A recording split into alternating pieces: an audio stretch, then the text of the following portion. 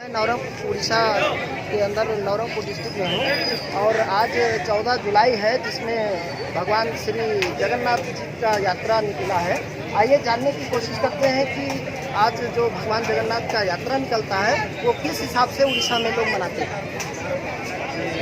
महाप्रभु जगन्नाथ पवित्र रथयात्रा ओडावासी को आमर हार्दिक अभिनंदन शुभेच्छा जनावु। आज सकाळ प्रातः 5 घंटिका समय ठारू 8 घंटिका समय पर्यंत रथ प्रतिष्ठा कार्यक्रम होता। तापर कार्यक्रम 10 घंटिका 30 समय 10:30 समय महाप्रभु धाड़ी पहंडी होता। 3 गोटी ठाकुर धाड़ी पहंडी होता। तापर राजपुरोहित नरसिंह त्रिपाठी तत्वावधान छेरापहन कार्यक्रम होता। तापर 3 घंटिका 15 मिनट समय रथटଣା कार्यक्रम होता। India live Jagdish Gupta, Nabarangpur, Orissa.